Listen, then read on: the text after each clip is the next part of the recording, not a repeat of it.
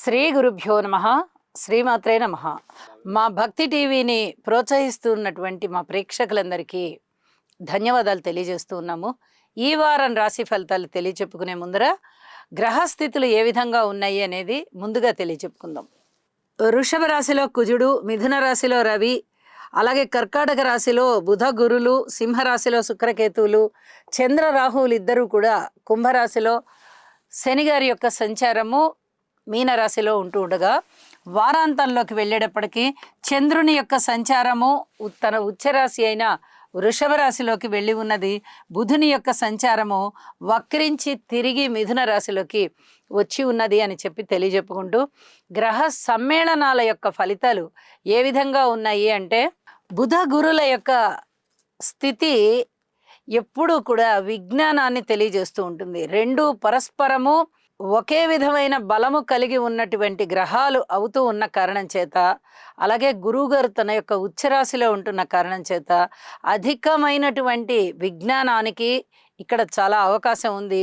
రాశితో సంబంధం లేదు. ప్రతి రాశి వారు కూడా ఏదైనా వాట్ ఈజ్ వాట్ అని కనుక్కోవడానికి, శ్రద్ధగా దాని గురించి తెలుసుకోవడానికి చాలా వరకు అవకాశాలు ఉన్నాయి. విద్య మటుకు చాలా బాగా వృద్ధి చెందుతుంది. ప్రతి వారికి కూడా నాలెడ్జ్ పెరగడము, అలాగే విద్య ఏదైనా చదువు వారు ఇంకా చదువుకోవాలనుకోవడము, ఇవన్నీ కూడా చాలా బాగుంటాయి అని చెప్పి తెలియచెప్పడం జరుగుతోంది. అలాగే శుక్రకేతువుల విషయంలో అనుకూలమైనటువంటి ప్రేమ వ్యవహారాలు ఇప్పటి వరకు ఉన్నవి ఇప్పుడు కాస్త వికటించేటటువంటి పరిస్థితి కనిపిస్తోంది.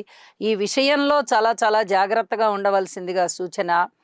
అలాగే శని గారి యొక్క తృతీయ దృష్టి కుజుడి మీద పడుతున్న కారణం చేత ఏదైనా స్త్రీలకి సంబంధించి కడుపు నొప్పి లాంటివి, అలాగే రియల్ ఎస్టేట్కి సంబంధించి పొలాలు, స్థలాలు, ఇళ్ళు, సిమెంటు, సున్నము ఇలాంటి వాటికి సంబంధించి, ఫ్యాక్టరీలకు సంబంధించి, చెక్కకి సంబంధించి, ఇలాంటి వ్యాపారాలకు సంబంధించి కొంచెం జాగ్రత్తగా ఉండవలసినటువంటి కాలము అని చెప్పి కూడా నేను తెలియచేస్తూ ఉన్నాను.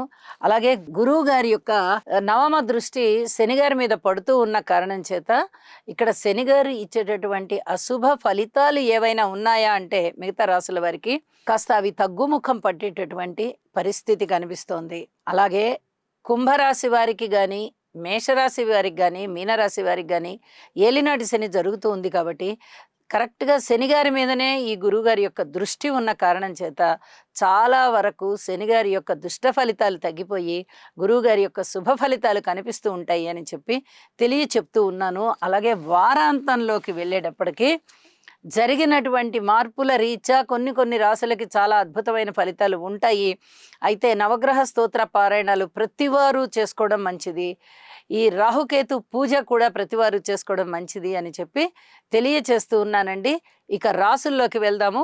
కర్కాటక రాశి వారికి ఈ వారం రోజుల కాలాన్ని పరిశీలన చేసినట్టయితే రాశిలో ఉన్నటువంటి గురువుగారు కానీ, ద్వితీయంలో ఉన్నటువంటి శుక్రాచార్యుల వారు కానీ, లాభస్థానంలో ఉన్నటువంటి కుజుడు కానీ, ఈ మూడు గ్రహాల యొక్క స్థితి సంచారము చాలా బాగుంటున్న కారణం చేత అనేక రకాల అనుకూలతలు కర్కాటక రాశికి సంతరించుకున్నాయి.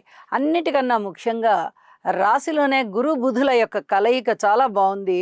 అన్నదమ్ముల యొక్క సహాయ సహకారం అనేది చాలా బ్రహ్మాండంగా ఇక్కడ కుదురుతోంది. అంటే వీరు ఊహించిన దానికన్నా ఎక్కువగా సహాయ సహకారాలు లభిస్తాయి. పిత్రార్జితం ఉంటుంది. పితృవర్గ రీత్యా చాలా వరకు సహాయ సహకారాలు ఉంటాయి. పూజలు, జపాలు, తపాలు, హోమాలు, యజ్ఞాలు, యాగాలు ఇలాంటివి ఏవైనా సరే దైవ కార్యాలు చేయడానికి అవకాశం ఉంది.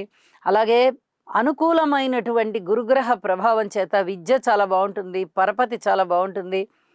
సన్మాన సత్కారాలకి అర్హులవుతారు. అలాగే ఏదైనా రెండు వర్గాలకి మధ్యన ఒక పెద్ద మనిషిగా ఉండి రెండు వర్గాలని సమన్వయం చేసి అనుకూలమైనటువంటి ఫలితాలని మీరు పొందగలుగుతారు. వాక్కు చాలా బాగుంటుంది. ఉన్నత విద్య చదవడానికి అవకాశం ఉంది.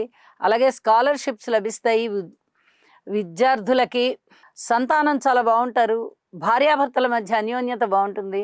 వివాహాది శుభకార్యాలు కుదిరేటటువంటి పరిస్థితి ఉంటుంది. కార్మికులు, కర్షకులు, నేత పనివారు, చేతి వృత్తుల వారు ఇత్యాది వారందరికీ అనుకూలమైనటువంటి కాలం అని చెప్పి తెలియచెప్పడం జరుగుతోంది. వారాంతంలోకి వెళ్ళేటప్పటికీ కర్కాటక రాశి వారికి వ్యయస్థానంలోకి రవి బుధుల యొక్క సమ్మేళన ఫలితం బుధాదిత్య యోగం పడింది. అలాగే లాభస్థానంలో కుజుడితో పాటు చంద్రుని యొక్క సంచారం కూడా భూములకి సంబంధించినటువంటి లావాదేవీలు, స్థిర చరాస్తులకి సంబంధించినటువంటి లావాదేవీలు, అలాగే వృత్తి వ్యాపకాలు ఇవన్నీ కూడా చాలా ఇనుమడిస్తూ లాభాల బాటలో ఉంటాయి అని చెప్పి తెలియజేస్తున్నాను. అనేక రకాలుగా కర్కాటక రాశి వారికి కలిసి వచ్చే కాలమే. గురువుగారు ఉచ్చ స్థానంలో ఉంటూ రాశిలో చాలా అద్భుతమైన ఫలితాలను ఇస్తున్నారు. ఇది ఎంతైనా చెప్పదగ్గ సూచన అని చెప్పి తెలియజేస్తూ, మీరు ఏదైనా ఒక విషయాన్ని సాధించాలి అనుకున్నప్పుడు అది సాధించడానికి ఇప్పుడు బీజాలు వేసుకోండి. చాలా వరకు అద్భుతమైన ఫలితాలు ఉండి మీ మనస్సంకల్పం నెరవేరుతుంది అని చెప్పి తెలియజేస్తూ ఉన్నాను.